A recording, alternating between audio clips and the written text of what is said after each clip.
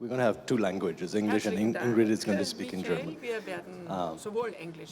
Lei, by the way, thank you for your presentation. I want to invite you to Calcutta. That's the city that I was born, and I was just there last month. And I was staying in my mother's apartment, and it was torrential rain for one whole week. Half of the city was underwater, and the interesting thing was, and half of the state was underwater. And our cook, and my mother has a cook, and a person who cleans the apartments, and they come from the village side. And the cook said,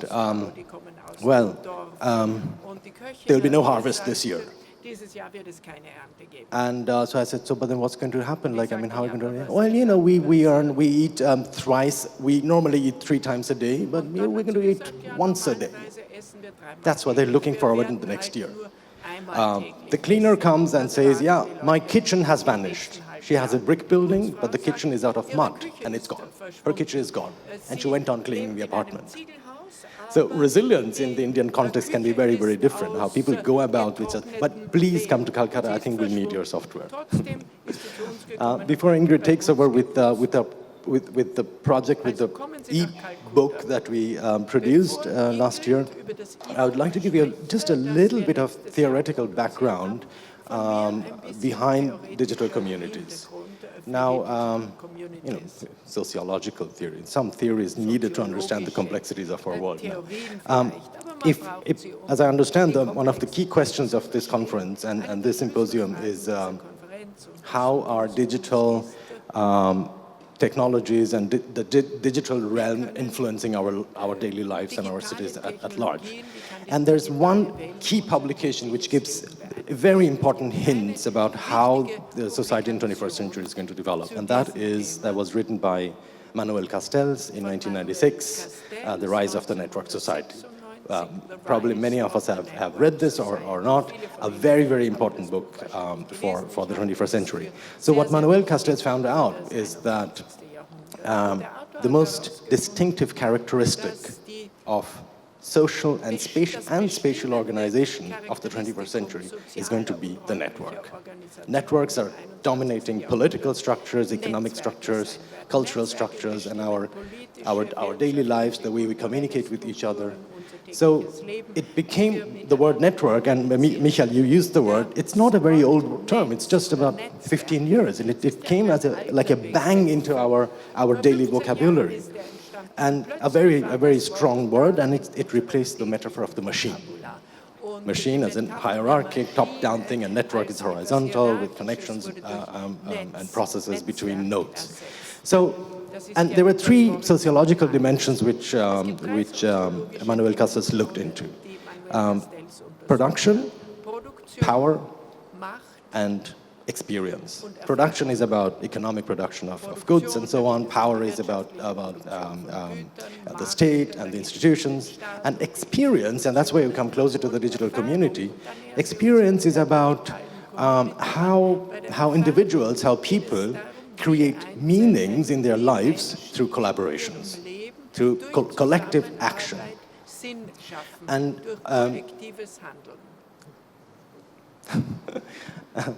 no, it's not disturbing me at all. So collective action. And whenever Manuel Castells talked about the net, he spoke about the self, about the individual. So what is our relationship between the individual and the net? And this is where a very, very important term comes in, identity.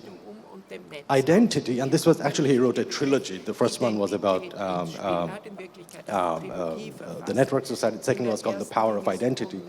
So it's always the individual trying to confirm or reconfirm his or her identity against the background of this enormously powerful entity of the network that's developing in the world. And this is where digital communities come in. After the millennia, we went through over 3,000 projects over many years, and we found out that after the millennia, there was a rapid rise, a rapid proliferation of social networks that started doing collaborative work, collaborative projects addressing a huge spectrum of social issues. And this was the beginning of the power of digital communities. I mean, communities have been around for a long time, but addressing the broad spectrum of social issues that's when it really became interesting. And for me, who has been studying processes of knowledge, production of knowledge, and learning over the last years, it was really fascinating to see how these communities create knowledge amongst themselves, and how communities connect with other communities to share their knowledge and so on. And I think knowledge is going to be a huge, huge issue. We're going to need huge amounts of new kinds of qualified knowledge for the cities of the 21st century. So our point, I mean, what is Ingrid is going to talk about some of the project in the book, is that digital communities are going to be very, very important ingredients of the cities of the 21st century. Ingrid, will you please take over with the, and I'll scroll. Does that work? Ja. Okay, wahrscheinlich wissen sehr many of you probably know that within the framework of pre-Ars Electronica in 2004, digital communities was introduced as a category. At that time, the idea was that something is about to happen, that digital communities will play a more important role in the future because of easier access, mobile access to the internet, and that was felt would constitute an important factor in our society. We therefore created a category. Howard Rheingold was the first mentor, and over the years, 11 years altogether, more than 3,000 projects have been entered in this category, and 15 have been awarded prizes or distinctions every year. These projects are documented in the catalogs of pre-Ars Electronica, but for us it was difficult to get an overview of the development. Last year, in a discussion with a Japanese jury member, we said that it would be appropriate to look back over an 11-year development and to see from a certain distance which areas were addressed. Of course, we know that the entries for pre-Ars Electronica represent a very special view of the world of digital communities. Nevertheless, Ian and myself decided to get together and to work through the material that has been accumulated. We studied the jury statements. We looked at the key messages of in the jury statements, and we set up our personal hit list of 30 projects. We contacted the authors of the projects to ask them how their project developed after they had won the award at pre-Ars Electronica, and 10 of these projects gave us highly detailed feedback, and that's the material we've compiled as an e-book, which you can download from the pre-Ars Electronica website. You will find this logo there, and you can download the publication. I'd like to say a bit more about 3 projects which we found particularly inspiring. I forgot to say that on the basis of the descriptions of the projects and the jury statements, to filter out a couple of slogans or terms. Of course, it's highly subjective, a highly subjective approach, but I do think that this gives you an overview of the wide range of fields covered, and it also shows that there are no clear dividing lines. It's all very fluid and in motion, and categorizing the project is very difficult. Now I'd like to introduce 3 projects. Map Kibera is probably rather well known, a project which was started in 2009. It's Danish citizens in Nairobi found out that Kibera, which is the biggest slum in Nigeria, does not appear on any map, not even on Google Maps. And 2 people went to this community, and together with people on site, they started a community mapping project. They recruited young people with an interest in the subject. They walked around and they learned how to map their community, because the idea was that a community has no voice if it doesn't appear on any map. The project was extremely successful, and it branched off into a number of other projects. More or less the same crew of people started going to schools and informal teaching establishments in the slum to get a better overview and also to provide some input for the city government when it comes to improving the situation in the slum. They also helped with elections. They looked at voter turnout and the electoral procedures.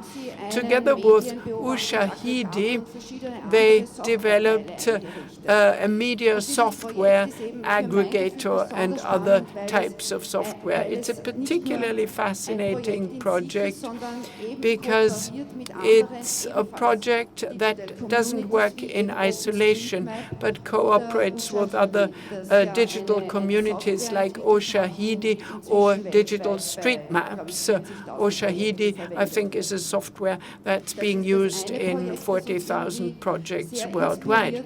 So that was one project which we found particularly inspiring. The next one is a completely different one. Seed Studio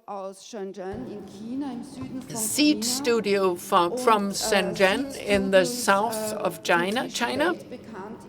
Seed Studio has become world famous in the hacker and makers scene and also in the Californian startup scene. It started in 2008. Eric Pan, a graduate of informatics and electrical engineering, was not happy with his Intel job, and he was inspired by a media art exhibition in Beijing, and he felt that he wanted to make things more interactive. He got together with a couple of people I would call makers, and they founded Seed Studio. It started as a loose group of IT freaks, but it soon developed into a business because they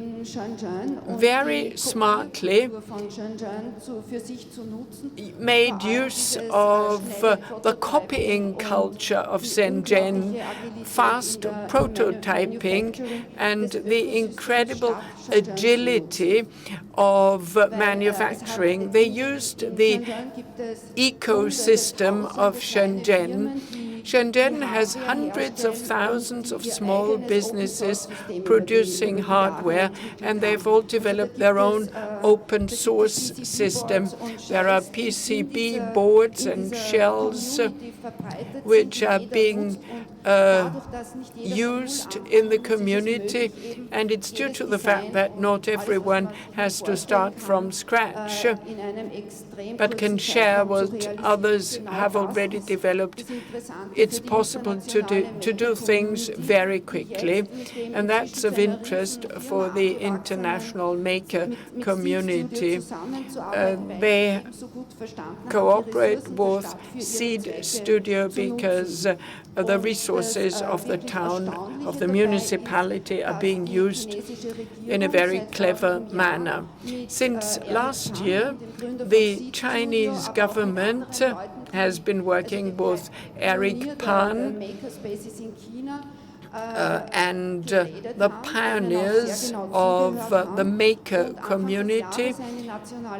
At the beginning of the year, a national strategy was published. 1,000 maker spaces are to be founded throughout China, and a startup campaign was launched with crowdfunding, crowdsourcing concepts. And without places like Seed Studio, this would not have been possible.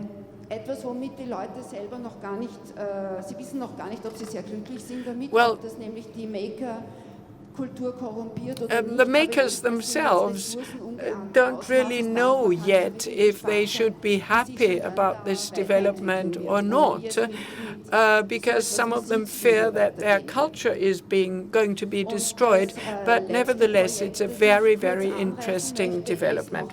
Finally, a third project, completely different again, Montenoso from Galicia in Spain. Galicia is a very special place on this planet because they have a community land. It's a century-old system of cultivating and managing the land. A transdisciplinary group set itself the task 640.000 Hektar mit 150.000 Menschen, die in Dörfern, It's 600,000 hectares populated by 150,000 people. The project wants to make use of the traditional knowledge translated into modern language and visualize the effects and work out a theory that goes along the direction of the global commons. These traditional structures are examined for their compatibility with modern structures, and they also want to protect the land from real estate developers, because in the course of the financial crisis, developers began to take an interest in the project. It's a very ambitious and a very difficult project because a generational gap has to be overcome. The traditional knowledge has to be communicated in a meaningful way. They try to use databases and they examine and monitor the processes that have taken place for centuries there.